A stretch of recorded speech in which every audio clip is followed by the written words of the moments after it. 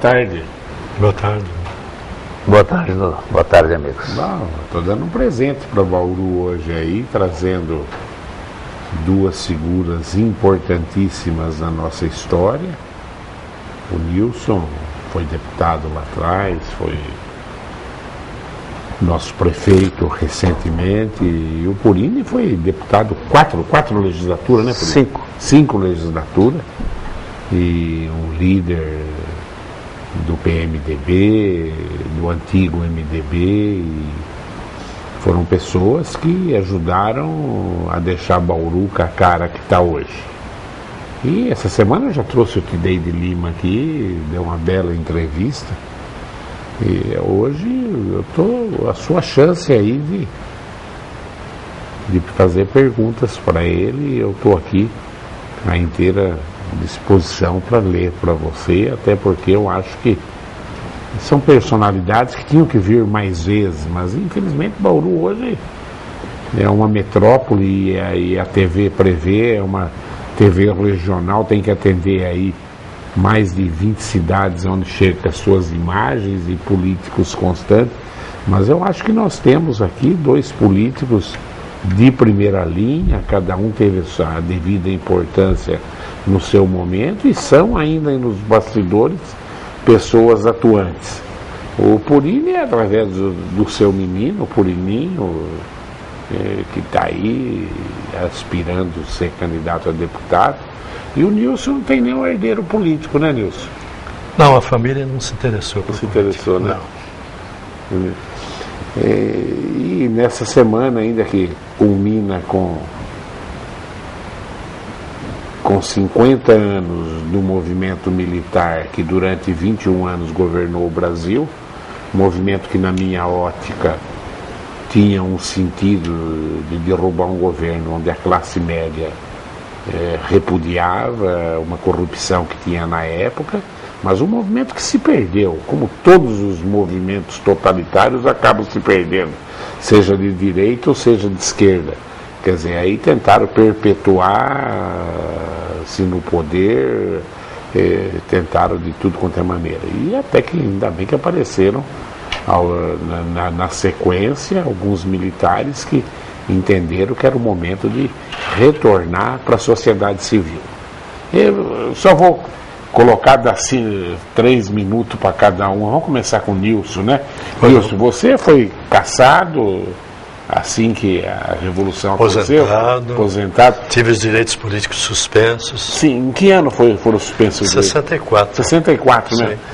Porque na minha cabeça era assim, as cassações teriam começado mais em 67, 68, mas a sua foi de cara. Eu entrei na primeira lista dos cassados, porque eu era líder sindical. Eu presidia a Associação dos Ferroviários do Noroeste, e os militares, autores do golpe, eles entendiam na época que todo mundo que tinha uma liderança no meio sindical era comunista. E eles pretenderam se livrar de todos aqueles que podiam causar algum problema ao golpe na época. O Purini acabou se elegendo deputado em 78. 78. Aliás, eu dava aula junto com o Purini na IT. Primeira vez que você tentou, teve uma votação razoável, mas não foi, né? Não. A primeira candidatura a vereador, tive 385 votos, e o Ferreira de Menezes, que era do PTB, ainda o tempo do pluripartidarismo, fez 412. E depois, na minha primeira candidatura, eu não fiquei como primeiro suplente. Aí, em 76, depois de ter sido eleito vereador 2 vezes, em 76, tive aquela votação maior do que, individualmente maior que todos, mas infelizmente não fui. E isso me ajudou a campanha de 78, 2 anos após, fui candidato, e como tinha ficado, acredito, na garganta, né, de todos quantos me apoiaram, de todos quantos queriam me ver prefeito, a primeira foi muito tranquila e chegamos lá. E ficamos até 98. Até 98. Até 78 a 98. 5 legislaturas. 5 legislaturas. Mas você também, na época, como foi a sua convivência com o regime militar? Veja bem, você fez oposição, claro, era do PMDB. É evidente, era MDB, né, era o Manda Brasa, eu não fui cassado como o Nilson, quer dizer, institucionalmente a cassação efetiva, né, do mandato, suspensão dos direitos políticos, mas tive uma cassação, vamos dizer, branca, né, porque eu ministrava aulas lá na instituição Toledo de Ensino, há muitos anos, lá no curso de Química e Estradas, onde você também ministrava aulas, e de repente o Dr. Maurício se elege deputado federal e o reitor me convoca, através do Coronel Domício, para eu substituir o Dr. Maurício. Eu tinha acabado de sair da faculdade e para lá fui. E fiquei até um determinado instante, porque havia um professor que ministrava aulas antes de mim, que era a Introdução à Ciência do Direito, e eu ministrava Teoria Geral do Estado, mais ou menos correlatas, e havia sempre as indagações, né? Mas o fulano disse isso, o senhor está dizendo isso e tal, tal, tal.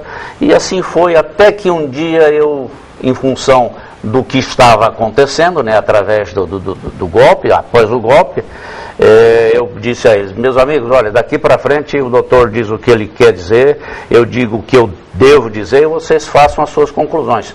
Porque eu tinha alguns amigos que começaram a dizer muita coisa e achavam muita coisa e nunca mais foram achados. Então, daqui para frente, vocês ouçam o professor, ouçam a mim e tirem as suas conclusões. Então, se você me permitir rapidamente, eu tenho um documento aqui do reitor da universidade, da Faculdade de Direito, o Dr. Antônio Fraz Toledo, que diz assim: Ilustríssimo senhor professor Dr. Roberto Purini, quando respeitamos sua resolução de se afastar das atividades docentes que vinha exercendo nesta sua casa, nos valemos da oportunidade para o registro dos nossos agradecimentos pelo trabalho realizado no tempo de sua atividade, confirmando sua primorosa formação, aliada ao mais alto espírito de equilíbrio e bom senso, numa participação efetiva no trabalho em busca de uma formação segura para os nossos acadêmicos. Sendo para o momento que se nos oferece, registramos nossos protestos de alto apreço, estima e real admiração, Dr. Antônio Fraz Toledo, presidente da instituição Toledo de Ensino. Por que isso? Porque ele me chamou quando eu cheguei uma noite e levantou-se da cadeira onde ele estava, na reitoria. Doutor, não posso aceitar o que estão fazendo com o senhor. Não posso aceitar. O senhor tem que entrar com algum recurso, alguma coisa, mas eu recebi ordens, evidentemente, emanadas do alto, né, para dispensá-lo. E eu não fui atrás de coisa nenhuma. Só que houve um episódio posterior, logo em seguida, me permite mais um segundinho, doutor professor Isaac Portal Rondão me convidou para ministrar aulas na Fundação Educacional de Bauru. Ia se iniciar o curso de comunicação social, e ele falou, o senhor é o primeiro professor que nós estamos convidando e tal, e lá foi o meu processo e não voltava. Voltaram todos os processos e o meu não voltava, e não davam satisfação. Até que um dia, um emissário da fundação esteve lá, e acabaram confessando que existia alguma coisa no RG do professor. Aí, eu fui obrigado a procurar o Chicão, que era o delegado, eu tinha feito o primeiro curso da ADESG, juntei documentos, daí 15 dias liberaram e eu lecionei lá até virar deputado. Como é que foi a cassação sua? Você era líder ferroviário da Associação dos Ferroviários. Sim, você ficou 10 anos cassado, né? Tive os direitos políticos suspensos por 10 anos. Agora, as pessoas que estão de fora acham muito bonito, hoje querem reviver a ditadura militar, achando que naquele tempo não quer sim. Essa é conversa de PT, pelo amor de Deus. Há uma trama e foi assim que começou a cassação do João Pouca vergonha é o que os estudantes da Universidade de São Francisco de São Paulo fizeram ontem em São Paulo. Um absurdo. Aliás, aqui de Bauru ninguém mais quer ir. Quem quer para a USP em Direito, vai para Ribeirão, vai para Franca e não quer mais saber. Que a São Francisco se perdeu, é lamentável. Nós temos juízes aqui em Bauru formado na São Francisco, virou um movimento político. Um professor escreveu um manifesto sobre a ditadura. E na hora que ele foi, não quer ouvir o outro lado. O Brasil toma cuidado que ditadura é uma porcaria, seja de direita, seja de esquerda. Na Rússia se perdeu, na Europa onde foi se perdeu, porque aparecem as bestas do poder que controla tudo, controla a força, controla tudo. Ofender o professor, e na sala de aula, eu que fui professor, Purini foi professor, quem manda é o professor, nem diretor pode entrar numa sala de aula se o professor não autorizar.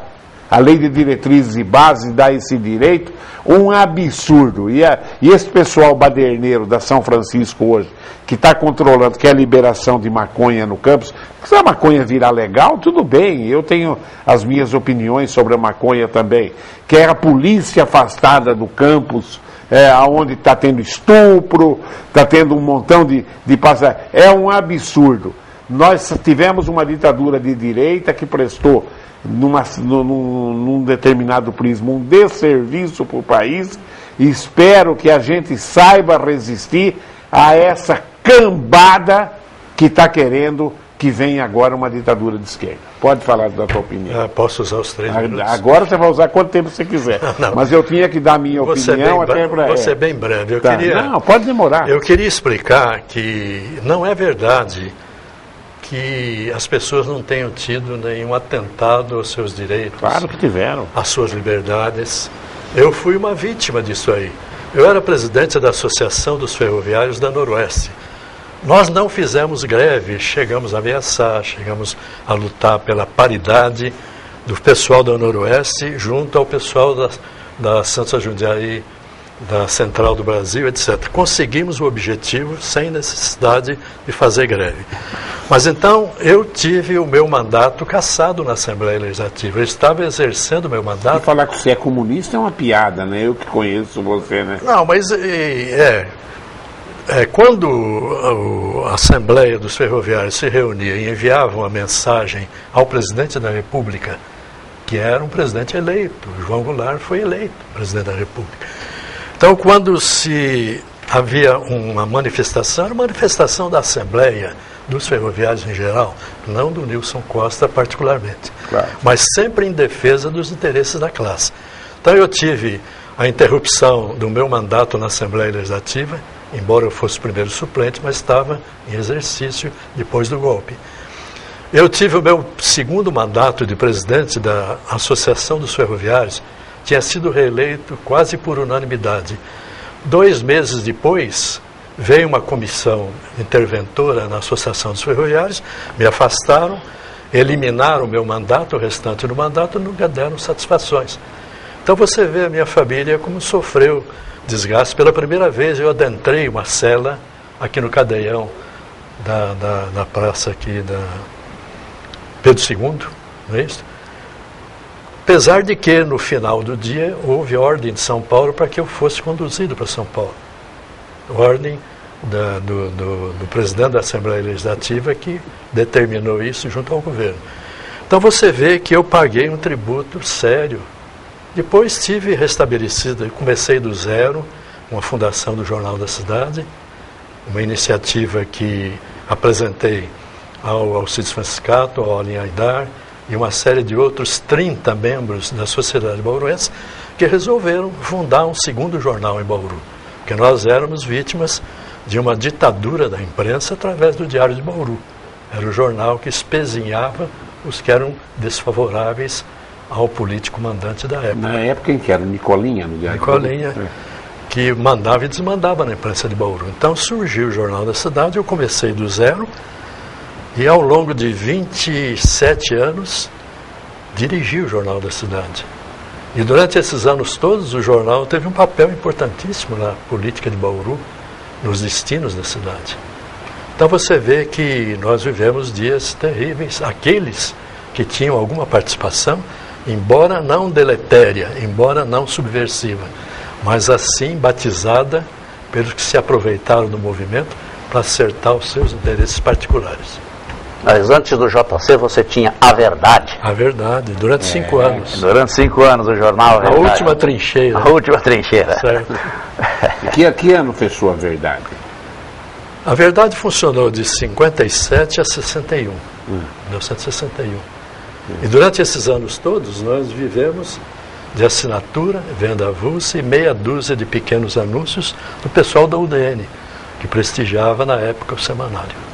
Tem uma pergunta aqui, o Purini responde, quem está fazendo é o Luiz Carlos, ele fala assim: a respeito da ditadura, eu vivi na época de 64, tinha 18 anos, sinto que nós vivemos muito mais uma ditadura hoje do que naquela época.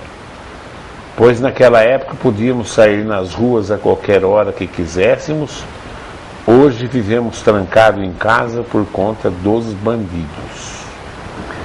Na realidade, o que se vive hoje é um absurdo. E quando você tem o inimigo, você conhece o inimigo, você sabe quem é o inimigo. O duro é quando você está entre os amigos e estes amigos o apunhalam pelas costas. Efetivamente, a sua colocação, meu caro Luiz Carlos, ela é bastante procedente. Não tenhamos dúvida de que ontem ainda o Bolsonaro fez uma manifestação lá no Congresso, né, com faixa, o Bolsonaro fazendo é corajoso, encômios, fazendo elogios ao movimento de 31 de março de 64 e tal. Afinal, a sessão nem pôde terminar porque viraram as costas a ele. De forma que eu acho que, levando para o campo da educação, Duda, eu me lembro que o Abreu Sodré, quando falou da democratização do ensino, porque o ensino tinha uma certa qualidade, mas depois, com a democratização do ensino, com a amplitude que tomou, as escolas, etc., evidentemente que a educação perdeu aquela qualidade que ela tinha. Mas o Luiz Carlos está coberto de razão e hoje nós somos prisioneiros dentro dos nossos próprios lares. É preciso que haja realmente medidas mais fortes, como está havendo agora lá no Rio, inclusive, para que se possa manter o ambiente contra a posição daqueles que pretendem perverter e precisa democratizar o Supremo Tribunal Federal, ter eleição para o Supremo. Aliás, hoje não o presidente da República indicar, porque está aí. A maior vergonha que podia acontecer nessa eleição, um grupo de juízes condenou a turma do Mensalão, troca 4 juízes e já ajeitaram a situação de todo mundo. O exemplo que está dado para a nação é o pior exemplo possível. Eu posso ser libertado ou condenado dependendo de quem é o grupo de juízes que está me julgando. Um verdadeiro absurdo. Aonde está a lei nisso aí? Esta semana ainda a Época publicou um artigo do Manhães, Silvio Manhães, que diz que nós temos que democratizar a democracia. Porque na realidade nós não vivemos numa democracia plena, né? Não. É aquilo que eu disse. Quando você sabe que a coisa é assim, você age de acordo. Mas quando a coisa é encoberta, aí há dificuldade de você permear os caminhos. É verdade. Posso emitir uma opinião? Claro, lógico. Eu acho que é um pouco de exagero quando dizem que nós vivemos presos nas nossas casas e nos nossos apartamentos. A minha família vive desde que nasci em Bauru, há 80 e tantos anos. Quer dizer, 2 ou 3 vezes durante todo esse período tivemos algum problema devido a algum marginal. Mas, em verdade, toda a existência da humanidade houve a aplicação da justiça, entre aspas. Quando queimaram Joana d'Arc na fogueira, era a justiça da época. Quando os papas dominavam o mundo através do seu domínio da Europa, eram os papas que davam ordens aos reis, e os reis tinham que obedecer ao papa. Então hoje a situação que vive o Brasil é a situação de um mundo moderno, onde há um excesso de liberdade, mas é o que as pessoas pedem. E esse excesso de liberdade permite que as pessoas, morando nos piores países do mundo que você vive hoje, está morrendo mais gente no Brasil do que lá no Egito, em tudo aqueles lados onde eles estão com convulsões sociais políticas, em governos que estão 40, 50 anos no poder, mas isso não tem nada a ver com democracia. Isso tem que ver com uma legislação criminal horrível, que foi feita na década de 40, a droga está avassalando, ela é responsável por 80% dos crimes. Ou modifica esse Código Penal, ou a situação vai ficar feia no Brasil. Sim, essa é a grande realidade. Mas me permita fazer Isso não tem nada a ver com democracia, Adilson. Permita eu fazer um adendo. Quando se fala no terrível drama das drogas, você assiste a televisão em todos os intervalos, em todos os canais, a exaltação à bebida. Claro. Ao álcool. É outro erro. Você quer, mas tudo bem. Você quer uma droga que causa mais estragos ao ser humano do que a bebida alcoólica? Concordo com você. Você vê nas novelas, especialmente nos Estados Unidos, por exemplo, o americano tem muito mais pavor do álcool do que da maconha. E você vê, por exemplo... É mais mal mesmo. Agora, não é que tem que liberar a maconha, tem que proibir o álcool. Tem alguma coisa que tem que ser feita. Você vê, por exemplo, as novelas da TV Globo, em todos os horários. Quando tem uma pergunta para você aqui, Nilson. Só um segundinho. Então você vê nas novelas a apologia do mal. Quem sai herói do final das novelas é aquele que foi bandido, é aquele que destruiu a família. Isso vai virar pastor ainda, no fim da vida ainda, viu, Nilson? Não, olha lá, o Reginaldo da Vila Falcão pergunta para você, Nilson, como o senhor avalia o desfecho do julgamento que o senhor teve do processo do escândalo da carne e da merenda escolar? Foi absolvido em todas as instâncias. É verdade. Sou testemunha disso. E quando as pessoas falam no escândalo da carne, se trata de uma apenas concorrência pública, dentre mais de 50 que foram durante o meu mandato, dos governos anteriores, e que foram vencidas pela empresa que venceu aquela licitação.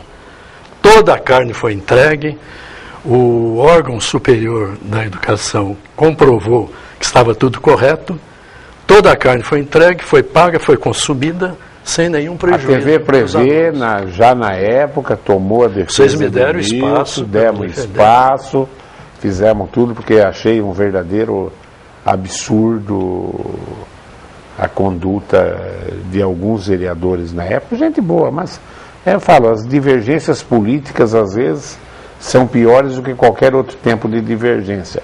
Que realmente cozinharam o Nilson Costa e ele foi absolvido e assunto encerrado. Infelizmente, do homem público não está infenso a esse tipo de coisa. Exatamente. E quando eu disse, e tenho repetido, que eu não queria que o Renato fosse candidato a coisa nenhuma, está aí atuando, é porque é exatamente isso. A política dá algumas alegrias, mas dá muita decepção, entendeu? Então, o Nilson não foi o primeiro e não será o último a sofrer esse tipo de coisa. Aí tem a justiça e tal, mas o cidadão acaba respondendo o resto da vida por alguma coisa que efetivamente ele não cometeu. É a família que sofre. Quer dizer, indiciaram 11 pessoas da minha administração, da área da educação, pessoas de alta posição na sociedade, pessoas corretas, que vieram auxiliar a administração durante um pouco tempo. Pode até ter cometido algum erro, mas nunca... Mas não, a secretária, por exemplo, a Isabel Algodoal, por dever de ofício, essa área que é a área do Purini, que sabe disso, por dever de ofício ela assinou lá uma correção de preço, porque durante o período desse contrato, houve seca, o preço da carne subiu, o preço do leite subiu, então houve necessidade de um realinhamento de preços autorizado pelo setor. O Adilson Mota pergunta para os três, mas o Purini responde, pois se o Nilson quiser falar alguma coisa, ele fala. Quero saber dos três, o que os senhores pensam do Brasil ter voto facultativo e não obrigatório? Começa por você? Você. Bom, antes eu queria dizer o seguinte, é que eu tenho lá no DOPS, no Departamento de Ordem Política e Social, o tempo do Dr. Oswaldo Sena, as minhas digitais lá. Era vereador e era o vereador de posição, então tive que ir lá e fazer o meu depoimento e me defender daquilo que eu também não devia.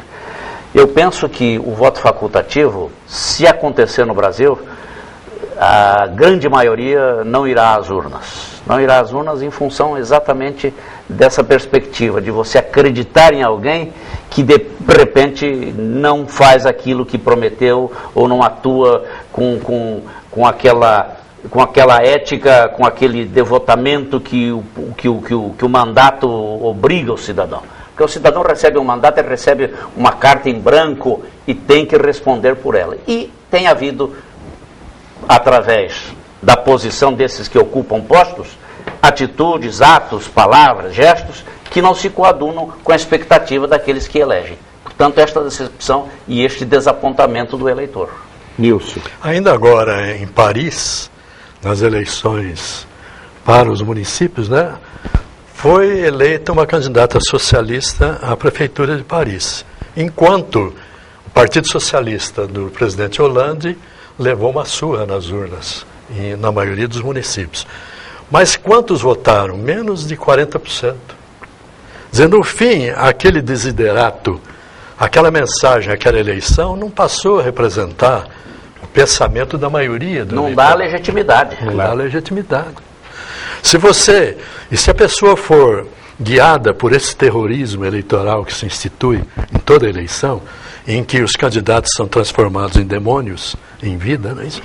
Se você for respeitar o pensamento do eleitorado geral, esse eleitorado vai estar tão decepcionado que vai dizer, não vou para a urna porque vou eleger mais um sacana, mais um safado, então eu não voto. O Daniel Cavalcante, Purini, ele manda um abraço para os dois entrevistados, duas grandes personalidades, e cumprimenta o ex-deputado Purini pelos belos trabalhos prestados a Bauru. E ele pergunta para você, Purini, por que você ainda não disputa um cargo eletivo ainda? Muito obrigado, Daniel. Você sabe quem é o Daniel? Eu sei. O Daniel é uma pessoa fabulosa. Eu sei quem é o Daniel. Grande figura, grande representante lá do pedaço dele. É Ouro Verde, não? Do Ouro Verde.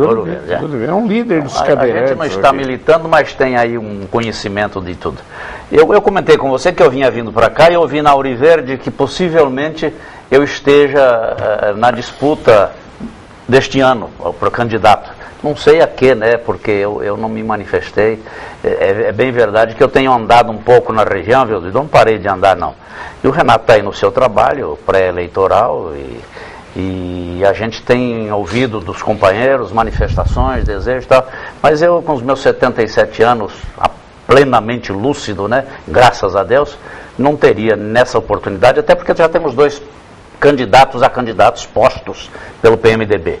O Renato seria estadual e a doutora Thelma a federal, a não ser que haja algum acidente de percurso que nos obrigue a tanto. O que eu pergunto para os dois agora?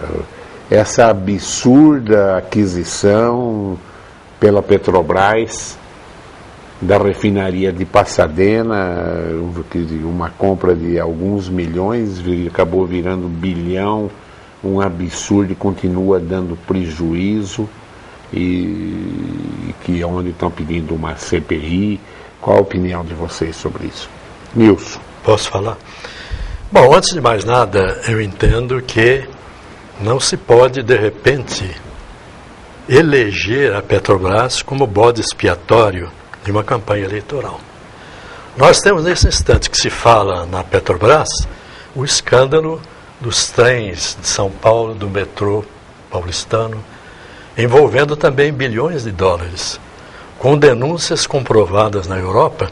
Então, se nós formos levar em conta fatos isolados para detonar empresas, é preciso lembrar que, eu me lembro dos tempos em que, lembra, Purini? Petróleo é nosso. Petróleo é nosso. Monteiro Lobato foi em cana porque defendia. Por isso que a Petrobras é mais sério do que o Maluf. Monteiro Lobato, Getúlio Vargas morreu pela Petrobras. É muito sério para essa cambada de vagabundo aí acabar fazendo o que fez. Acabaram com o monopólio estatal da Petrobras e agora um verdadeiro absurdo. E a história do metrô, que parece-me que o único nome que os promotores conseguiram pôr é do José Aníbal, né? Eu vi na Zé Aníbal e o deputado também licenciado do DEM. Qual é o nome dele? O Rodrigo? Rodrigo Garcia. Mas não é o roubo. Mas houve propinas, outros denunciados que o procurador não confirmou. Mas tem então, que pôr na cadeia, lá de onde vier. Eu lembro ainda isso do nosso tempo, quando o Maluf, governador, resolveu explorar petróleo aqui em Lins, em Piratininga. Adentrou a fazenda São José sem pedir permissão, até fiz um pronunciamento. Então, naquele tempo se dizia, não, o Brasil não tem petróleo, onde já se viu. Agora, naquele tempo já os grandes cartéis trabalhavam no sentido de nós deixarmos o nosso petróleo lá enterrado e usarmos o petróleo importado.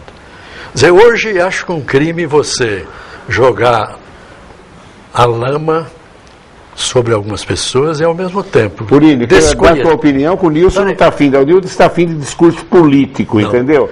Você não falou nada, mas você está já pegando os caras do PSDB. Eu quero que os ladrões do PSDB vão para a cadeia, como tudo quanto é ladrão. Porque eu estou trabalhando aí com 71 anos, ainda trabalho 12 horas por dia na minha mesa, tentando honrar impostos, sofrendo que é um desgraçado, empregando 1000 pessoas e chega de ladrão nesse país. Você já não fiz pergunta de PSDB para você. Não, eu estou falando. Passo na sequência. Estou falando de empresas, só concluindo, dá licença. Eu falei muito pouco hoje, tomei pouco espaço. Não, você só está fazendo campanha política. Só quero dizer o seguinte: é um crime contra os acionistas da Petrobras, que são dezenas, centenas de milhares, que puseram suas economias na empresa, sim, claro. Puseram suas economias na empresa e, de repente, estão querendo detonar a maior empresa nacional e uma das maiores empresas do mundo. Quem está querendo detonar? A empresa? Esse movimento centralizado na Petrobras, ladrão, não. Como se a Petrobras fosse a detentora de todos os pecados do país. Vamos defender a nossa grande empresa. Não estou defendendo pessoas. Evidente, este é o grande desejo do povo brasileiro, que a Petrobras realmente continuasse sendo o que sempre foi e crescesse cada vez mais. Deixa eu fazer uma colocação que eu fiz quando o Collor se elegeu. Não vai terminar o mandato, e não terminou. Eu acho que a Dilma está sofrendo um fogo amigo, estão preparando para que o Lula venha ao invés dela, que está aí se derretendo, e este derretimento tem fogo de gente do lado dela. A prova está aí que o ex-presidente Lula até agora não se manifestou, está aí retraído e tal. Então eu acho que temos que defender sim a Petrobras. Você está certo quando diz que é um patrimônio. E por isso mesmo é que nós todos temos que estar preocupados. Esse episódio de Pasadena, a Dilma era chefe da Casa Civil e estava lá na comissão que determinou que... Você viu os relatórios ontem? Mostraram os relatórios. As duas consultoras sugeriram não fazer o negócio, entendeu? É um verdadeiro absurdo. E ficou muito mais caro do que se pagou, porque... Agora, os ladrões do metrô aí, que se tiver envolvido, cadeia para eles também, entendeu? Agora, a Petrobras é a empresa modelo do país, um presidente se suicidou por causa dela, é uma história muito séria para que essa cambada de vagabundo aí, é o sangue... Eu me lembro até hoje, a primeira vez que eu li o livro do Gondim da Fonseca, lembra, Purini? Eu chorei até, o petróleo é nosso, entendeu, né? E no movimento 64 eu era líder estudantil, militava nas esquerdas, contra a revolução, né? Mas na época não usou só o problema de esquerda, é importante que se diga isso. Se falava em corrupção também, aqui no estado de São Paulo, do JJ Bidala, Demar de Barros, e a classe média apoiou, não foi só com medo de comunismo, não, que é para acabar, e essa pouca vergonha que está hoje outra vez. O Brasil, corrupção é cíclica, sai A, entra B, vira ladrão, sai B, entra C, vira ladrão, sai C, entra D, vira ladrão, assumir o poder, vira ladrão, ninguém está aqui defendendo PSDB, defendendo nada, mas entendeu? Permita só uma pergunta. Há quantos anos, e o Purini está aqui para comprovar, há quantos anos não se instala uma comissão parlamentar de inquérito no estado de São Paulo, dependendo da Assembleia Legislativa? Isso é muita grana. Não, o problema é a corrupção. Existe de maneira geral. Só que aqui no estado de São Paulo não se instala por quê? A maioria governista não permite. E o que se está fazendo em Brasília, nesse instante, é exatamente um trabalho no sentido de evitar que se instale a CPI. Aliás, o Renan, ainda hoje, presidente do Senado, está dizendo que dificilmente se instalará. Agora o PMDB leva o lucro dele na negociação. Aí é que tá. A coisa pula para o lado do toma governo. Lá e dá cá. Olha, é uma vergonha. É uma o que eu nunca aceitei, vergonha. viu, Duda? Graças a Deus, durante a minha vida pública, eu nunca aceitei isso. Graças a Deus, você ficou sempre legislativo. Sempre legislativo e leve. Nós tínhamos um amigo muito, né? Se não tem rabo, nós põe, dizia o Gasparino. Você conhece o bordão dele. Se não tem rabo, nós põe. Eles arrumam um jeito de jogar... Vamos lembrar... Jogar aqueles dias nefastos de Eu achava que o pessoal do PT é muito mais sério do que os outros. Eu acabei votando no Lula, achando que ia... decepção. Mas vamos lembrar aqueles dias nefastos de 64, o que se falava, o que se fez contra o Gasparini, contra todos aqueles elementos ligados à esquerda, teve que se vestir que foram de mulher, taxados de comunistas. Da Câmara. Quer dizer, os comunistas em Bauru não eram 2 dezenas, e, no entanto, foram intitulados como ameaças à paz nacional. Eu me lembro, foi um verdadeiro absurdo a Revolução. Eu me lembro que eles entraram, inclusive, de uns alunos da USP em São Paulo, que eu conhecia na época, tinha um aluno que estudava chinês. Então, estava as cartilhas de chinês, ele estava aprendendo chinês, levaram para a televisão isso. A hora que acharam, prenderam o cara, né?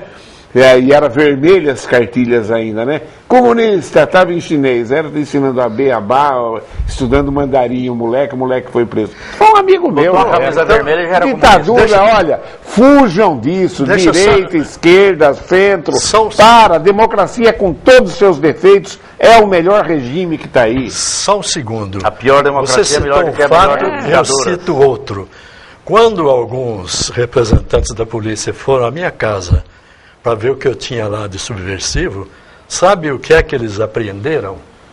Um livro chamado Memórias Póstumas de Brás Cubas. Até hoje não me devolveram esse livro. A minha biblioteca está desfalcada. O general Gorreta, no tempo do militarismo, mandava mais em Bauru que juiz de direito, prefeito, vereador. Ele era o dono da cidade. A ditadura. O Ivo Ferreira responde. Ixi, já deu 60 minutos de programa. Nós ficamos brigando aqui hoje. O Nilson veio fazer campanha aqui, entendeu? Eu sou candidato. Você nunca foi assim.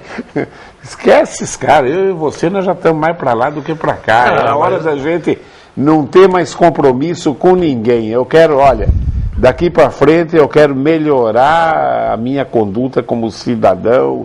E acabou, chega! Eu já fiz tanta coisa na minha vida, pensando no bem do Prevê, no bem... Então, numa hora, você se liberta disso tudo. Não é assim que você sente por isso? Exatamente. Se liberta disso tudo. Exatamente. Tem que mandar o cara a merda, manda o cara a merda e acabou. Não foi à toa que eu fundei o semanário A Verdade. E até hoje não mudei o meu conceito, o meu raciocínio em relação às verdades. Se a verdade desagrada A ou B, a verdade tem que vir à tona. Não se faça uma verdade de um lado só e do outro lado tudo é mentira. Não. É o meu conceito. Por isso que a TV Prevê xinga, mas dá palavra para todo mundo aqui, né? Perfeito. Parabéns a você. Até os comunistas vêm aqui, fala, prega. O comunista só tem no Brasil hoje, no mundo já acabou. No Brasil e em Cuba, né? Entendeu? Mas no Brasil tem. Purini, mais alguma coisa? Não, apenas agradecer a oportunidade mais uma vez de estar aqui ao lado desse cidadão maravilhoso, uma cultura invejável. Lembro uma ocasião que o Jânio esteve aqui, ele saudou o Jânio na Câmara e o doutor Jânio fez um elogio rasgado à inteligência e ao brilhantismo do doutor. Agradecer e desejar aos virou partidário depois de velho. Depois de velho ele virou partidário. Um abraço a todos e obrigado mais uma vez. Eu e o Purini fomos, de certa forma, antagônicos. Antagônicos, Ele, MDB, eu, UDN. Sim. Mas sempre nos respeitamos, porque se tratava de um diálogo de pessoas que estavam ali para servir a comunidade, não para se servir da comunidade. Posso ler um telegramazinho do doutor Abraham Dabos, em 76, após a eleição?